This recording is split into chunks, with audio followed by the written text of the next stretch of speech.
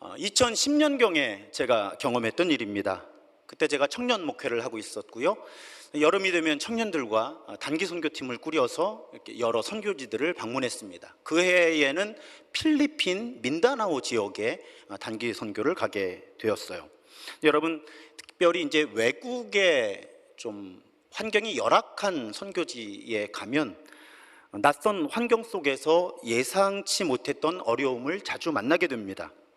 그런데 어떤 경우는요, 이렇게 선교팀을 이끌다 보면 이건 그냥 단순한 어려움이 아니라 흔히 우리가 영적 전쟁이라고 부르는 그런 일이 지금 일어나고 있구나, 그런 분별을 하게 될 때가 있어요.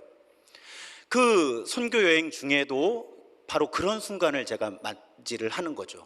어느 날 저녁이었는데 특별히 큰 어려움이 있었던 것은 아닌데 그저 그 팀을 이끄는 영적인 지도자로서 지금 무엇인가 좋지 않은 일이 일어나고 있거나 일어날 것 같다. 증명할 수는 없지만요. 이제 그러면 보통 제 경험에는 한 열흘에서 2주 정도의 단기 선교 여행을 하면 한 번, 어떤 때는 2번 정도 이제 그런 순간을 맞는 거죠. 그래서 그렇게 되면 이제 모든 일정을 중단하고 제가 선교팀을 모읍니다. 모아서 이제 지금 일어나고 있는 일들에 대한 저의 분별한 내용, 제가 분별한 내용을 설명을 하고 함께 기도를 해요. 그래서 그 순간에도 제가 기억할 때는 목요일 밤이었던 것으로 기억을 하는데 모든 공연 연습, 사역 준비 이런 거 다 중단하고 이제 숙소 복도에 무릎 꿇고, 차가운 바닥이었는데 거기 무릎 꿇고 막 1시간 이상을 하나님, 이 영적 전쟁을 우리가 넘어서게 해 주십시오. 이 선교 여행 가운데 하나님께서 이루시고자 하는 일을 이루어 주십시오. 그렇게 아주 간절히 기도를 했어요. 그리고 큰 어려움 없이 그 선교 여행을 마쳤습니다. 그리고 이제 한국에 돌아오면 이제 우리를 파송한 그 선교부 그 형제 자매들하고 이제 선교지에서 있었던 일들을 이렇게 나누잖아요. 그래서 이렇게 이야기를 나누다가 어떤 날은 밤에 내가 이런 걸 분별을 해서 우리가 다 모여서 다 중단하고 밤늦게까지 기도했다. 그랬더니 그 모임에 참여했던 분 가운데 이 중보기도를 담당했던 간사님이 계세요. 이렇게 단기 선교를 갈 때는 단기로 중보할 분들을 또 모아서 이렇게 교회에 모여서 기도하도록 그렇게 했거든요. 근데 그 간사님이 저한테 그게 몇 월 며칠, 그러니까 며칠 몇 시였냐는 거죠. 그래서 제가 이제 일정을 이렇게 쭉 보고 아마 요 날 현지 시간, 그러니까 필리핀 시간으로 몇 시쯤이었던 것 같다고 이제 그랬더니 그 간사님이 여기서도 느꼈다는 거예요. 기도하려고 모이는 사람들이 지금 뭔지는 모르겠는데 저는 사실은 아무리 카카오톡이나 메신저들이 발달을 해도 선교팀이 떠나면 서로 연락을 하지 않게 합니다. 굉장히 방해가 돼요, 사실은. 그래서 공식적인 채널만 작동을 하고 개별적으로 연락을 하지 않도록 하는데 여기서 기도하는 사람들이 바로 그 순간에 지금 어떤 형편인지는 모르지만 뭔가 우리가 선교팀을 위해서 더 집중적으로 기도해야 할 것 같습니다. 이렇게 느끼고 그날 더 늦게까지 우리를 위해서 기도했다는 거예요. 근데 여러분, 제가 더 디테일한 말씀을 드리면 미신 같다고, 특히 오늘 처음 예배드리러 오신 분들도 계시니까 그러실지 모르겠는데 예를 들면 이런 일들이 있는 거죠. 목사님, 왼쪽 다리가 괜찮으세요? 그래서 왜? 그때 제가 기도하는데 목사님 왼쪽 다리를 갑자기 이렇게 환상처럼 보게 됐는데 목사님 왼쪽 다리가 굉장히 다치실 것 같은, 게 상하실 것 같은 그런 마음이 들어서 기도했어요. 근데 사실은 그날 말벌이 제 바지 안으로 들어온 거예요. 굉장히 당황했었거든요, 정말. 이걸 어떻게 해야 되나. 근데 다행히 이제 감사하게도 큰 문제는 없었는데 딱 그 시간이에요. 또 이렇게 맞춰보니까 그냥 붓기는 했죠. 심각한 수준은 아니었는데. 그러니까 그런 일들이 있어요. 근데 여러분, 이런 이야기를 들으면 어떤 생각이 드세요? 과학적으로 설명하기 어렵잖아요. 근데 저는 이런 일들을 계속 경험하며 살아요. 그리고 이러한 경험은 성경시대부터 오늘에 이르기까지 하나님의 백성들에게 그리 낯설지 않은 경험이에요. 자, 오늘 본문에 처음 그리스도인들, 처음 교회도 이와 비슷한 경험을 하는 거예요. 자, 당시 유다 지역을 통치하고 있던 왕이 예루살렘 교회를 박해합니다. 여러분, 예루살렘 교회에 가해졌던 차별과 박해, 우리 강해를 쭉 들어오신 분들은 이해하시지만 처음에는 헬라파 유대인 그리스도인들하고 이방인 출신 그리스도인들에게 차별과 박해가 집중이 되었죠. 근데 시간이 흐르면서 이 히브리파, 본래 히브리파 유대인 가운데 그리스도인들이 된 사람들도 점점 언러닝이라고 말씀드렸죠.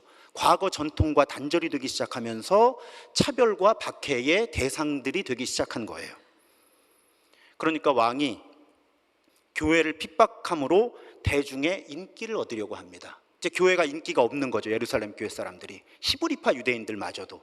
그러니까 왕이 대중이 교회를 싫어하니까 이제 교회를 박해하면 내 인기가 올라가겠구나. 우리는 그것을 포퓰리즘이라고 합니다. 대중영합주의죠. 그래서 왕이 요한의 형제 야고보를 살해하죠. 야고보가 순교합니다. 그리고 베드로를 투옥하는 거예요. 당시 유대인들의 절기였기 때문에 왕은 아마도 베드로를 적절한 타이밍에 대중 앞에 세워서 자신의 정치적 이익을 극대화하는 방식으로 처형하려고 했던 것 같습니다. 그리고 이 상황에서 어떤 일이 일어나는가? 우리는 한 절에 집중하려고 하는데 5절입니다.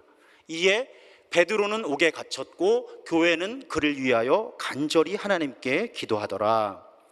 자, 교회는 투옥된 베드로를 위해 간절히 기도해요.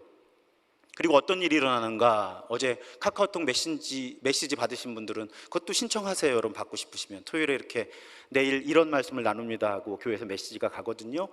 이 끝까지 읽으신 분들은 아시죠? 베드로는 본문이 주의 천사라고 묘사하는 존재의 도움으로 기적적으로 감옥에서 빠져나옵니다. 그러면 오늘 본문의 주제는 매우 단순합니다. 교회가 기도할 때 하나님은 기적을 일으키신다는 거예요.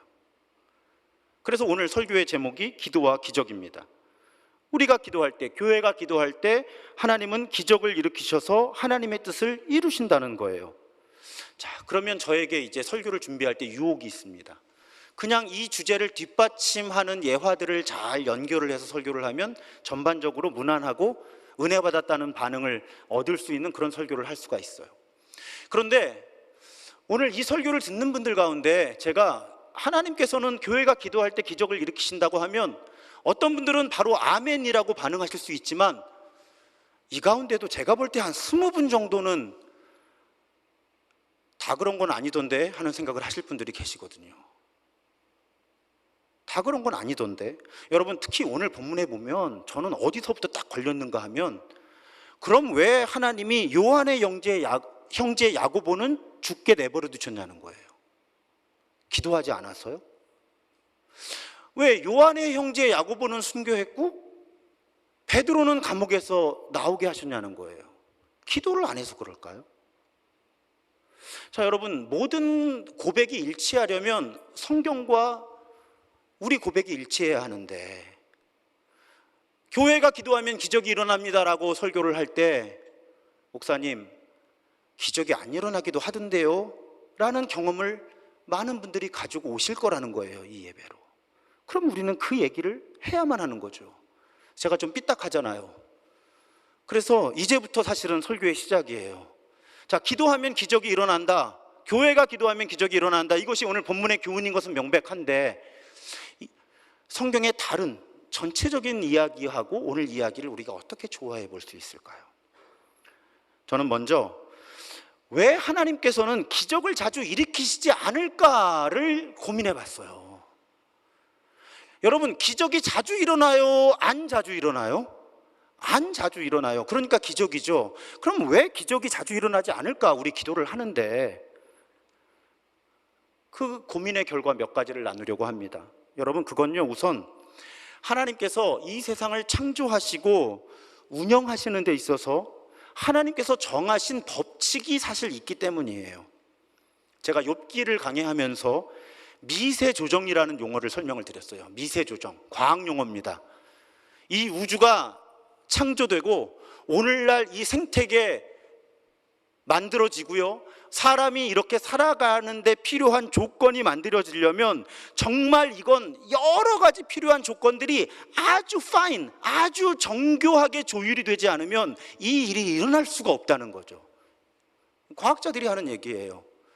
이걸 해결하려고 과학자들 가운데서 혹은 문학가나 영화 하시는 분들이 제안을 한 이론이 하나 있죠. 다중우주 이론, 멀티버스.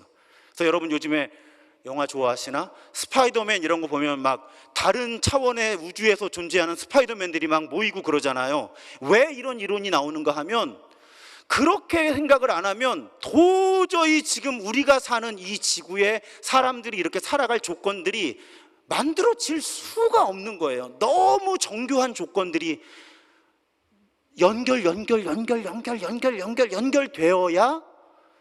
이런 지구가 만들어지고 여기에 사람이 이렇게 살 수 있기 때문에 우리에겐 너무나 아무것도 아닌 현실 같지만 신비하다는 거죠. 지금의 세상이 만들어지고 움직여 나가는 것이.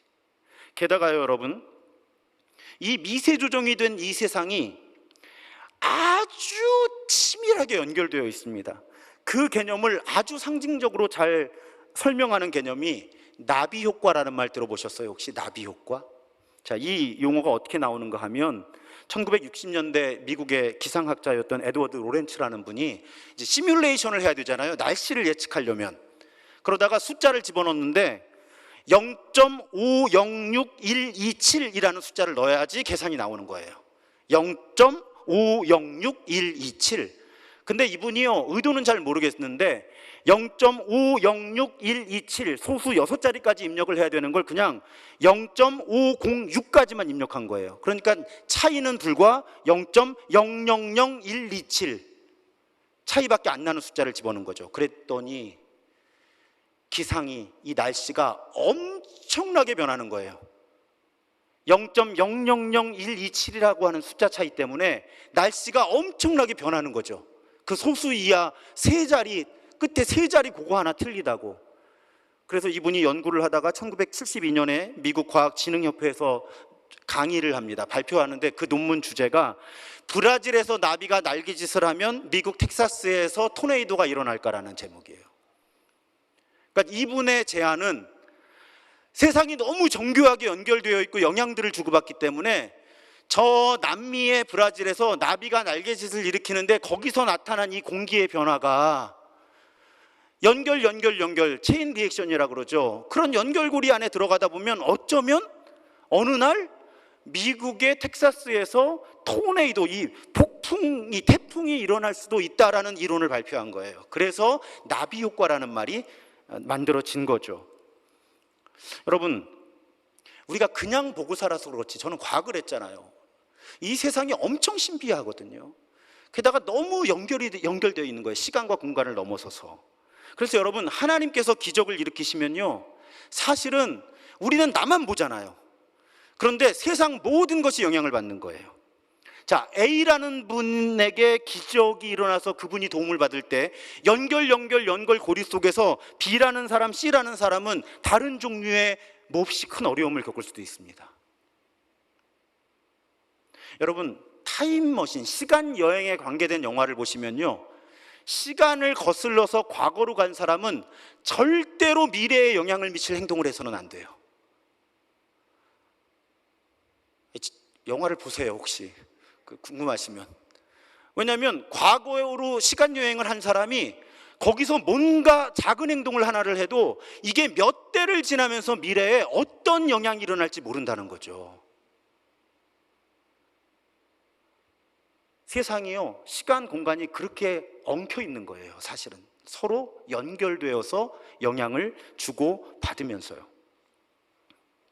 그래서 여러분, 우리가 너무 쉽게 생각하는데요, 하나님께서 기적을 일으키시는 것은 이 시간과 공간 전체에 복잡한 시스템을 움직이셔야 하는 거예요.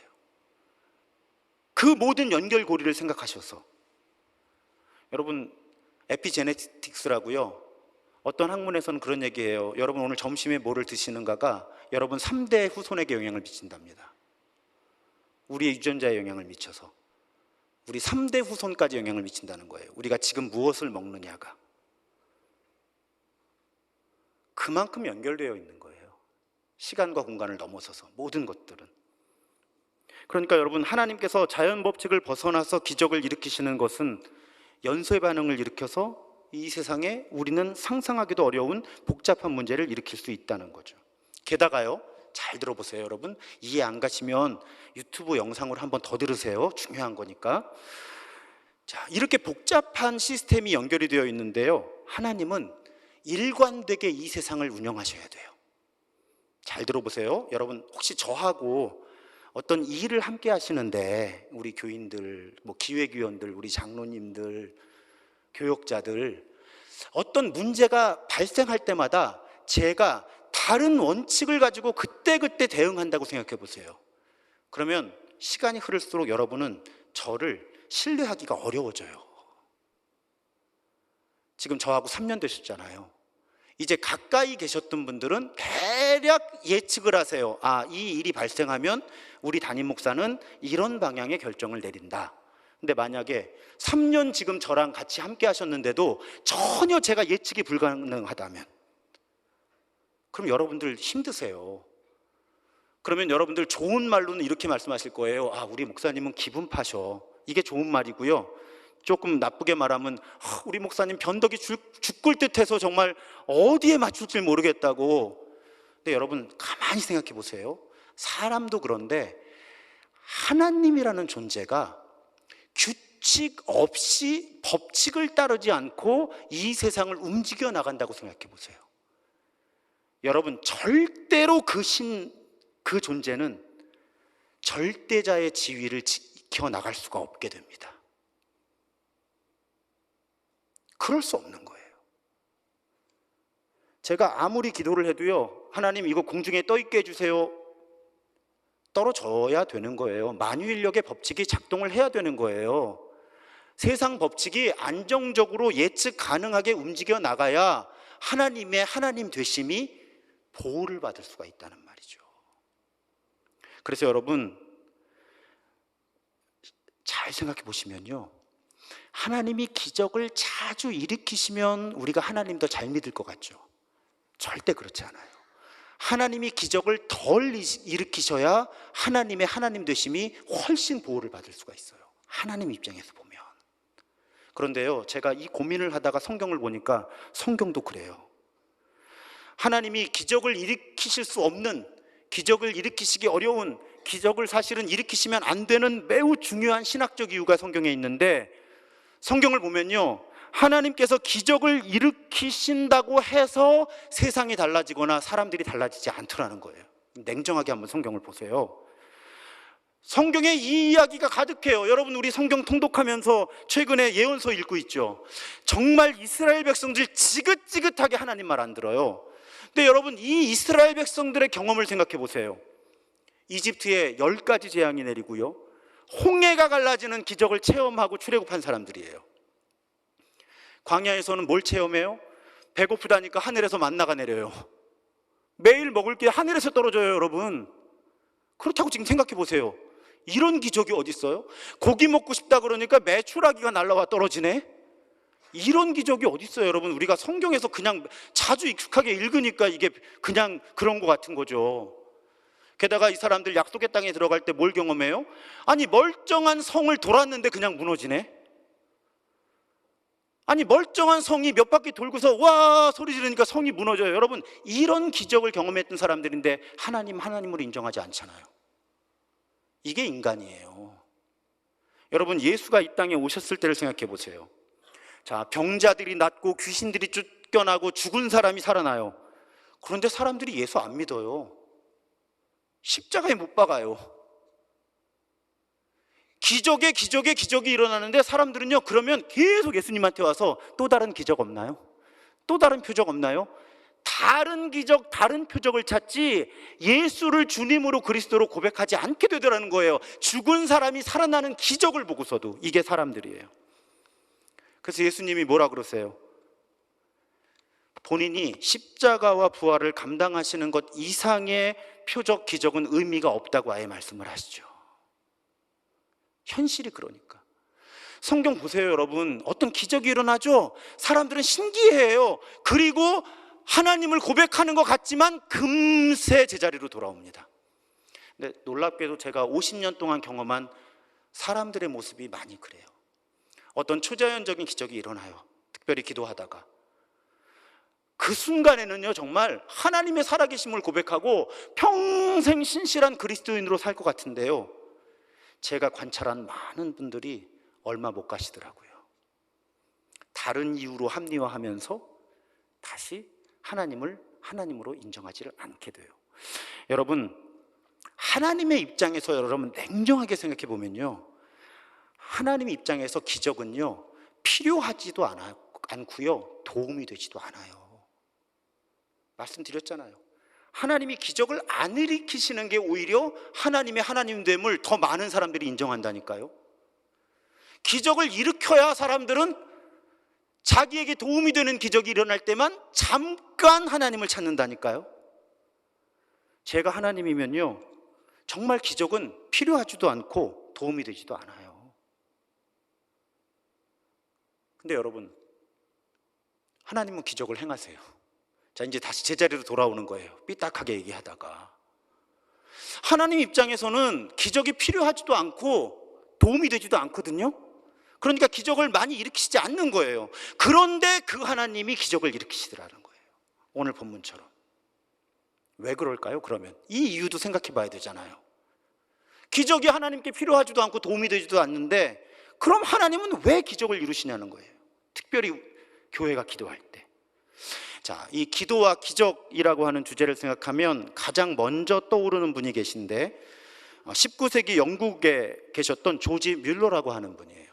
이 조지 뮬러라고 하는 분은 영국에서 평생 15만 명의 고아들을 돌본 것으로 알려져 있습니다. 지금까지도 별명이 고아의 아버지예요. 근데 이분이 처음 고아원 사역을 시작할 때 준비된 것에 목록이 있는데요, 선물 받은 접시 3개, 쟁반, 아마 식판 같은 것 같아요. 28개, 물병 하나, 컵 1개, 소금병 받침 3개, 칼 4개, 포크 4개, 채소를 깎는 강판 1개. 이게 이분이 고아원을 시작할 때 가지고 있던 것의 전부라고 합니다. 15만 명의 고아들을 돌봤고요, 가장 한 번에 많이 고아들을 돌볼 때 2,000명의 고아가 함께 먹고 살았다는 거예요. 근데 여러분, 아까 제가 읽어드렸던 그 정도 가지고 시작을 했는데 이분이 고아들을 먹여 살려요. 이분이 고아들을 먹여 살립니다. 이분의 일화들, 전해지는 이야기를 보면 매 끼니가 걱정인 거죠. 여러분, 그냥 이렇게 상상을 해보는 거예요. 그때 상황을 정확히는 모르지만요, 2,000명이 먹는다고 생각을 해보세요. 조금씩이라도. 아주 많은 날 점심을 먹고 나면 저녁을 먹을 게 없는 거예요. 근데 어떤 경험을 보면 이분이 고아들을 다 모아요. 다 상을 차려요. 그릇들, 빈 그릇들이죠, 주로. 그리고 같이 기도하는 거예요. 먹을 걸 달라고, 하나님. 근데 그러면 문 밖에서 누가 두드리는 거죠. 나가보면 이 근처에서 크게 파티를 하려고, 케이터링이라 그러죠, 다 준비를 해놨는데 갑자기 비가 와서 행사가 취소돼서 먹을 게 많은데 혹시 필요하신가요? 사실 혹시 필요한 게 아니라 이거 없으면 다 굶는 건데, 그런 일들이 끊임없이 일어나는 거죠. 그래서 이분의 간증을 보면 정말 그 15만 명의 고아들, 한 번에 2,000명의 고아들을 먹여 살리는 데 있어서 정말 순수하고 온전하게 하나님 한 분만을 신뢰하고 기도하면서 그 기도의 응답으로 매일 양식을, 일용할 양식을 정말 공급받았다고 간증하는 거죠. 그래서 이분의 이야기를 담은 책이 있습니다. 5만 번 응답받은 뮬러의 기도 비밀. 5만 번 응답받은, 이분이 평생 5만 번의 기도 응답을 받았다는 거예요. 처음에 그 책 제목을 딱 접했는데요, 굉장히 기분 나쁘더라고요. 하나님, 누구는 5만 번 기도를 들어주시고 저는 지금부터 한번 해볼랍니다. 1번, 2번, 3번, 4번, 5번, 나는 평생 몇 번이나 기도 응답을 하시려나. 근데 여러분, 제가 이분이 5만 번 기도 응답 받은 비결을 금방 이해하겠더라고요. 왜 그런가 하면요, 그 비결은 이분이 무엇을 왜 기도했느냐에 있는 거예요. 이분은 5만 번 기도 응답을 받는 동안 자신의 유익을 구하지 않은 거죠. 이 가난하고 불쌍한 고아들, 본인이 먹여 살리지 않으면 그냥 길거리로 흩어져서 구걸하다가 비참하게 살아가게 될 이 아이들을 하나님 먹여 살려 주옵소서. 이 불쌍한 아이들을 먹이시고 입히시고 어른이 성장할 때까지 돕기 원하시는 하나님의 뜻을 이분이 구한 거죠. 자신의 유익을 구하지 않고 하나님의 유익을 구했더니 5만 번 기도 응답을 받더라는 거예요. 오늘 야고보는 죽고 베드로는 감옥에서 나오고 하나님의 뜻이 이루어지는 과정이죠. 야고보는 순교함으로 하나님 나라의 일을 이루고 베드로는 감옥에서 나와서 전도하면서 하나님의 일을 이루고, 핵심은, 기도의 핵심은 하나님의 뜻을 얼마나 구하느냐에 있다는, 바로 그 부분이에요. 여러분, 많은 분들이 나의 믿음과 기도를 연결합니다. 맞아요. 믿음으로 기도하면 주세요. 이건 또 성경의 약속이에요. 그런데 모든 경우가 그렇지 않습니다. 자, 오늘 일어난 기적도요, 자세히 보면요, 재밌어요. 교회가 가정교회 모여서 기도했잖아요, 베드로를 위해서. 이분들이요, 하나님이 기적을 일으키실 거라는 기대를 안 했어요. 끝까지 읽으신 분들 아시죠? 베드로가 이제 탈옥을 했어요. 그래서 자신을 위해 기도하는 그 가정교회, 그 가정집으로 온 거예요. 문을 두들기고 문을 열어달라고 소리를 질렀더니 나와요. 이 구체적인 정황을 묘사하느라고 나온 사람이 누군지 그 이름도 성경이 기록합니다. 로데라고 하는 여자아이가 나왔다. 근데 베드로가 문을 열어달라고 하니까 이 로데는 너무 반가운 거죠. 목소리만 들어도 베드로니까. 그래서 기도하고 있는 사람들한테 가서 베드로가 왔다고 합니다. 그랬더니 기도하고 있는 사람들이 뭐라 그래요? 너 미쳤구나. 아이, 본문이 그렇게 증언하고 있어요. 네가 미쳤다. 여러분, 지금 베드로를 살려달라고 기도하는 사람들이 베드로가 왔는데 그 소식을 듣더니 너 미쳤냐? 이분들 믿음 없었어요. 그냥 기도한 거예요. 이게 한 번 그 대화를 한 게 아니죠. 이 로데가 답답하니까 계속 정말 베드로가 왔다고 항변하죠. 그랬더니 그 기도하는 사람들이 뭐라 그래요? 에어, 그거 베드로의 천사겠지. 베드로겠냐? 자기들이 베드로 살려달라고 지금 모여서 그렇게 뜨겁게 기도하고 있으면서 베드로가 왔다는 소식이 들리니까 아유, 베드로가 너 미쳤냐? 진짜 왔다고 그랬더니 베드로 천사겠지. 여러분 보세요. 이분들의 믿음이 좋아서 베드로가 탈옥한 게 아니에요. 제가 무슨 말씀을 드리는 거냐면, 우리는 너무 쉬운 공식을 만들고 싶어 하는 거예요. 믿음으로 기도하면 다 돼. 그러면 기도대로 되지 않으면 내가 믿음이 없는 게 되잖아요. 꼭 그렇지는 않다는 거죠. 지금 보면 별로 믿음이 없어 보이는 기도를 했는데도 하나님은 기적을 일으키시는 거예요.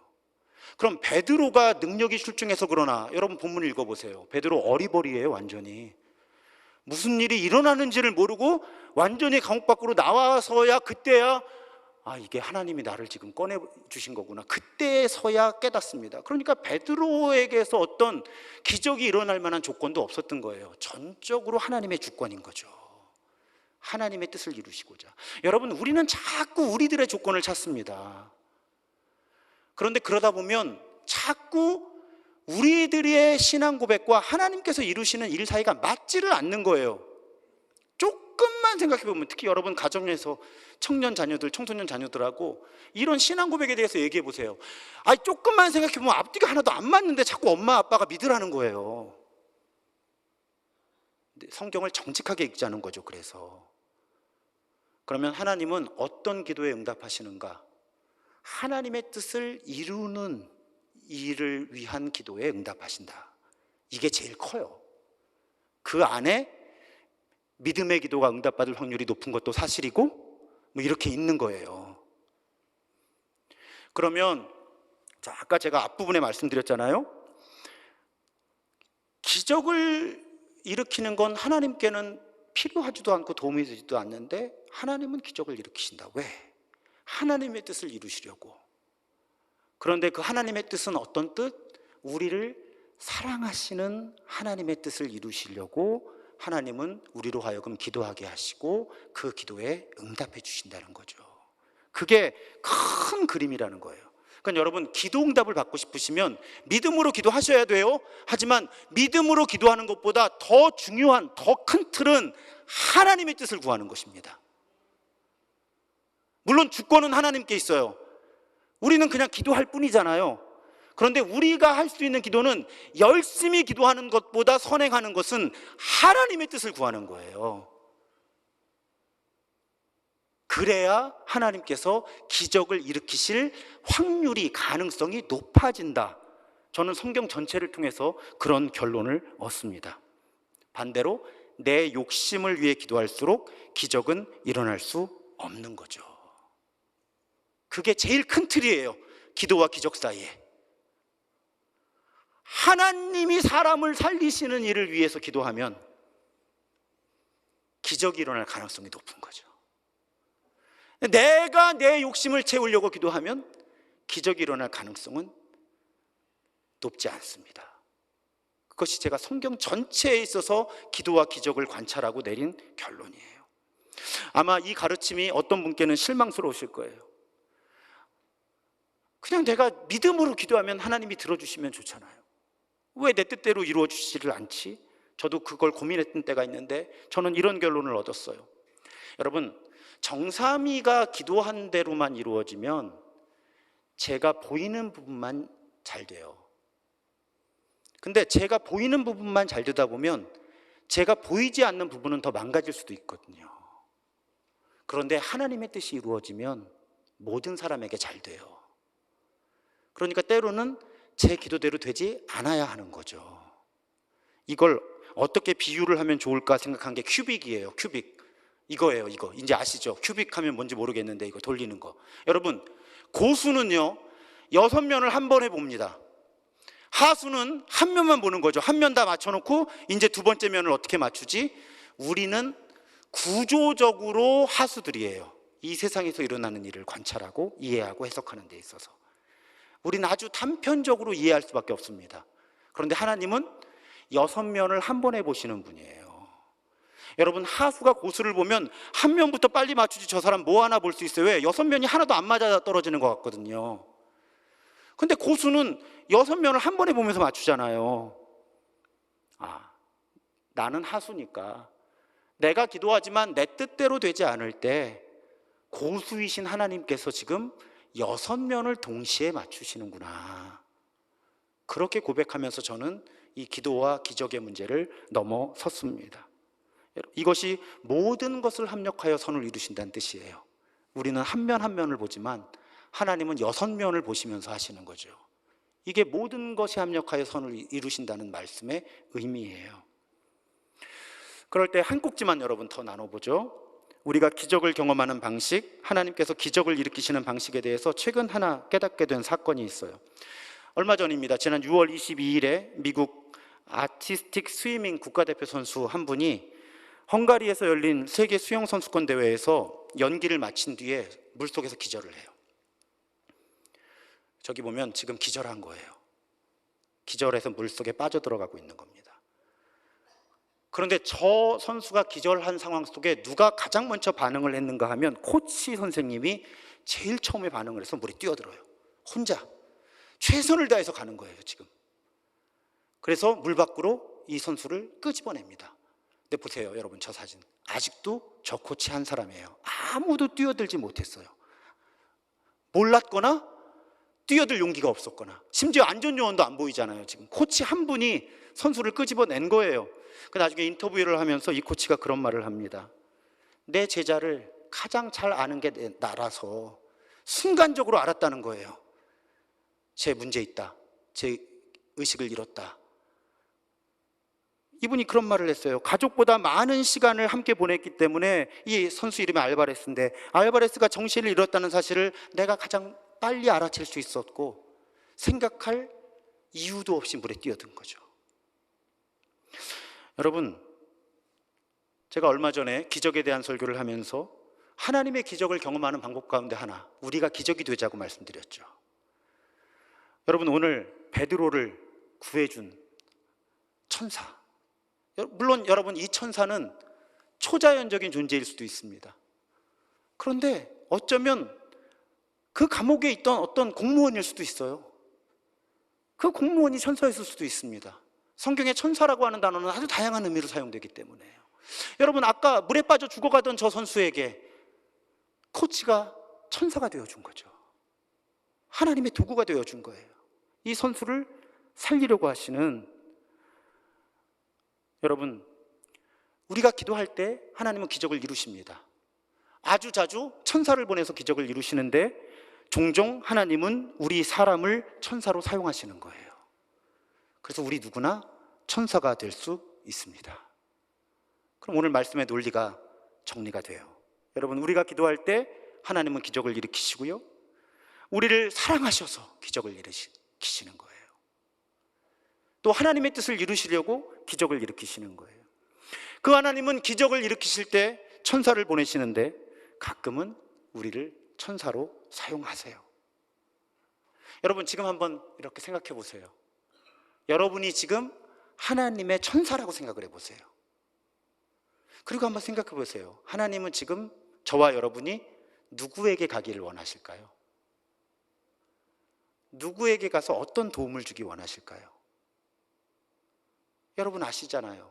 때로는 누군가에게 말 한마디가, 정말 말 한마디가 삶을 포기하려고 했던 사람에게 소망을 주는 거. 함께 먹는 짜장면 한 그릇이 어떤 사람에게는 내가 살아봐야 되겠다라는 생각을 하게 만드는 거, 여러분 아시잖아요. 여러분, 우리가 다 하나님의 천사인 거예요. 누군가를 살리기 원하시는, 누군가가 어려움을 넘어서기 원하시는 그 일로 부름받은 하나님의 천사라는 말씀이에요. 여러분, 특히 요즘에 우리가 성경적인 속회, 성경적인 소그룹에 관한 말씀을 수요일에 나누었죠.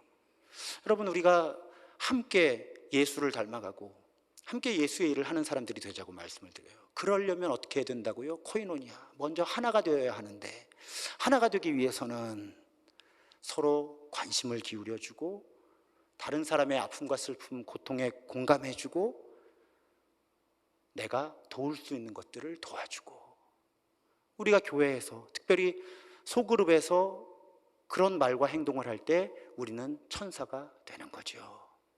우리를 통해 하나님의 기적이 이루어지는 겁니다. 하나님께서 이루시는 아름다운 이야기들이 만들어지는 거예요. 갈라디아서 6장 10절이 그렇게 고백하잖아요.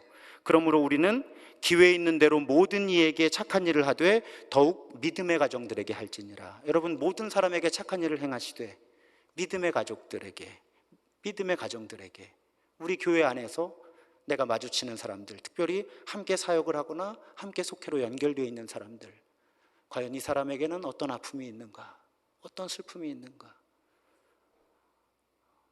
내가 도울 수 있는 것이 무엇인가, 그것들을 생각하면서 작은 말과 행동 하나 나눌 때 우리가 하나님의 천사로 서로를 살리는 하나님의 은총의 도구가 될 수 있는 줄 믿습니다.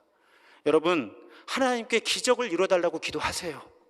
천사를 보내셔서 도와달라고 기도하십시오.